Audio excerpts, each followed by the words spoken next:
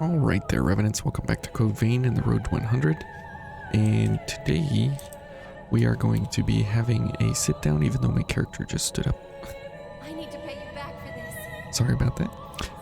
But what we are going to be discussing today is the Skull King and this build here specifically that we are going to be using.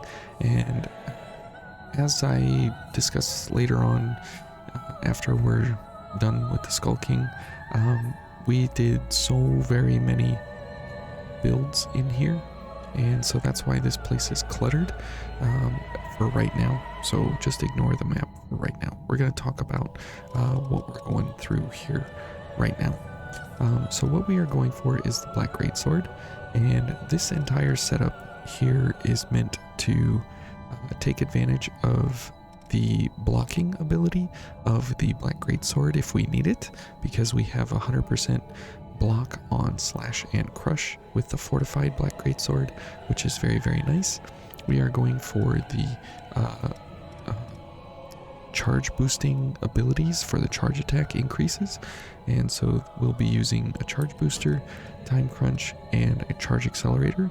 And the nice thing about this entire setup here is that we don't need to pre-buff everything, meaning that we can go in with gift extension, concentration, and bridge to glory to start, and then as we continue to get more ichor, we just have to play well, and then we will be able to get all our other buffs going into phase 2, which means that we will have plenty of time for all our buffs and final journey, as well as the items down here that we will be using.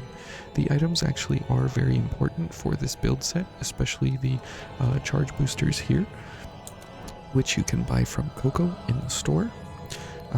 Also, what we are going for here is quick mobility with swift destruction for that extra 20% damage increase, and so it's very important that we have hasten going and final journey at the same time. That way we are able to get full quick mobility, and we're going for the not the Ivory Grace but the Daybreak Thunderfang as well. So a couple of the other builds that we were going for were mainly built up against his blocking abilities, like, well, actually his attacks that we are able to block, and so this build is not taking advantage of his different attack strings. However, there are several unblockable attacks that he does come with here, stock out the gate. So let me get my notebook here, and so the one attack that you cannot block is the jump, where he jumps forward and attacks with the two swords as a swipe down, kind of like the two scythes attack in Elden Ring when you do the jump attack there. That attack you cannot block, it will kill you in one hit, at least here on max difficulty. The very high jump in phases 3, 4, and 5, when he's jumping very high into the air and slamming down with the blood blades that go out from the center, and that attack is unblockable as well. And he also has the dash attack, which is unblockable while he's dashing. You can block the swords and you can block the hounds from his veil, but you cannot block the dash itself. So if he's dashing towards you, make sure you're blocking for the swords or the hounds, as the movement part of it will kill you. If you are close enough to him, he will go from hounds straight into swords, so you are able to block that if you are very, very close to him. If you are far away or at any distance that he can move, the movement will kill you in one hit as well. Also, ichor consumption is halved from phase 3 and beyond, so you will need, if you are going for a block drain system, you will need something on the order of like at least a 2 ichor rating on your block defense as a minimum, in order to have a good enough return on every hit, because he will have his ichor output to you. So if you were getting like 14 ichor on a block, then in phase 3 and beyond you'll be getting like 7 or 5. You'll be getting a significantly reduced amount of ichor, so you'll see later on when we do the blocking build that we have to go with the Azure Greatsword in order to make sure that we have just enough ichor all the way through the entire stage to make sure that we have all the gifts going at all the right times. And we do need to have some overlap because we just don't have the gift timing that's necessary to get us through the different phases. So with this build set here from Queenslayer, this is still one of the best setups that you can go for to end him fast, end him quickly, end him simply. It does require just a little bit of additional ability in the beginning. You can try and pre-buff, but it's not recommended because timing can run out. So you want to make sure that you have all of your gifts available out at the whole time during the fight. Just as a quickie side note, it's interesting that you cannot get back here to this area. This area is impossible to get to in the game. It's the only area that is impossible to get to in the game. So kind of interesting. No matter if you have the hover mod or anything, you can't get back to the throne area. Kind of interesting. But anyways, I hope you guys are having a great Merry Christmas and you're spending it with friends and family and everything. And if you did happen to click on the video here, I'm very thankful for that you guys chose to spend a little bit of time learning about the Skull King. So without further ado, let's get into the fight and then some of the epilogue. So we'll see you guys afterwards.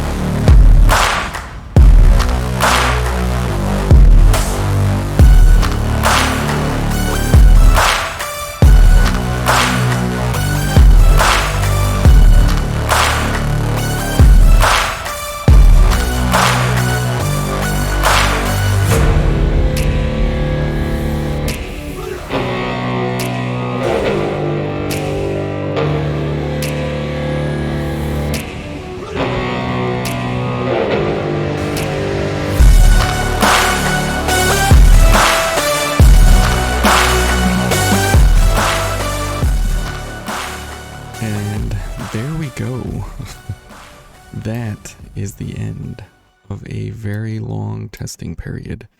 So as you can tell by what we have here, this is a pretty strong build even for solo, and you can build it up and make it whatever you wish. And there we go, 70 stars. So we are done with 69. Nice. And this, I know it doesn't look like it took very long, but let's just take a look at the map and see how many builds I went through. I went through about I think about 110 builds and different things along the way here, and it was exceptionally long. As you can see the map here, this is just absolutely bonkers of how many times we were trying different things. One of the builds I was trying was Ishtar. One of the builds I was trying was Weimer. One of the builds I was trying was Queen's Claw, and I had been playing around with it. I was trying Eos as well, a couple of things there. I was trying Prometheus. I was trying Hermes a little bit. So there was let's see, there was one more, I think, somewhere. I don't exactly remember, but I was playing around with, Queen. I was trying Queen as well. So there was so many different builds and different things that I was trying out, and this is the one that I could get the most consistent and the simplest and the easiest, with having the ability to actually end the fight in a quick and dirty way. For the Ishtar setup, I'll show you what that was all about. Now I'm not going to play through this here, but you'll see down at the bottom we are at 98 weight down here, so we are normal mobility, which is nice. And then here we will want this and this and this and this, and you'll want these four, and then we'll go through one iteration here, and then you can see kind of what this build would have been if we would have been doing it this way. So this was a Tormenting Blast only, and you can kind of see here how this will play. So if we get everything ready and going, this is very, very, very different than what we were playing previously.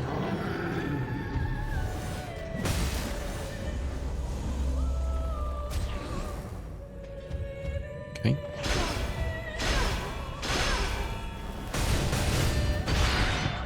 Oops. So what did I say at the beginning? You can't dodge the jumps, and I was kind of not paying attention there so very much. But let's do that again, just to kind of see what is the potential and the bias of this build setup here. Okay. And after he transitions to phase 2, you will have to do a guard booster.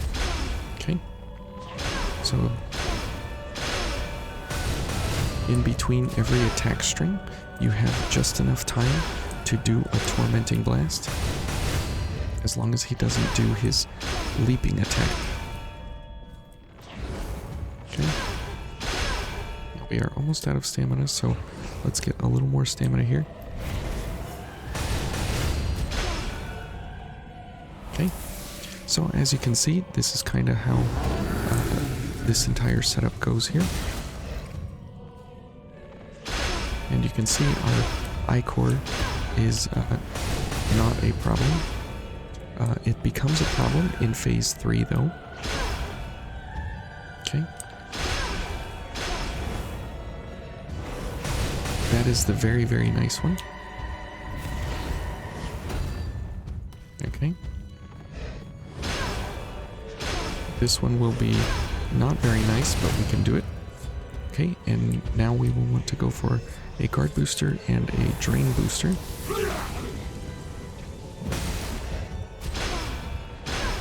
This will be potentially good. We're dead.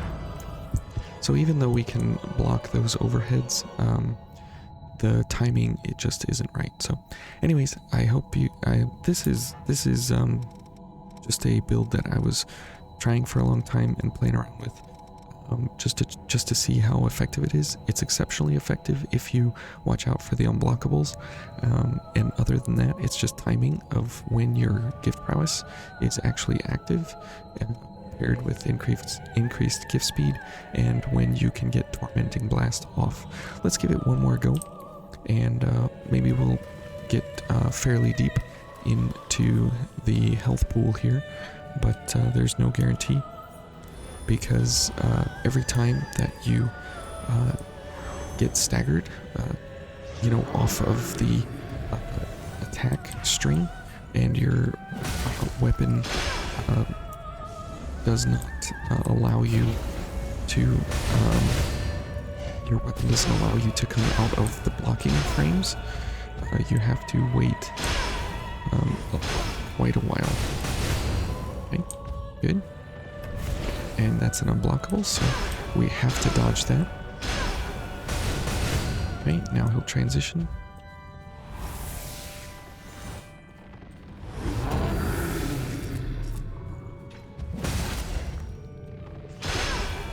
Two, and this one. So that very long double wind-up swing is a very good timing. This is not a good timing. It can happen. Okay. So we're at halfway on the guard booster. Okay. Now we have to play it a little bit carefully here. Okay, that is good.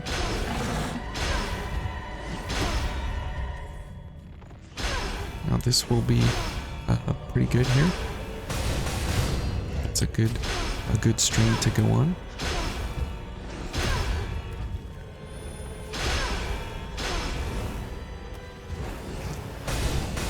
Yep, the big double slash is very good to do tormenting blast. So you kind of have to wait for a little bit. And that's why that is a bad string. A lot of times you can miss.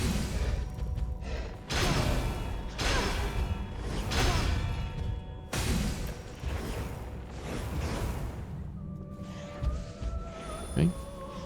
And let's go for another guard booster. And a drain activator.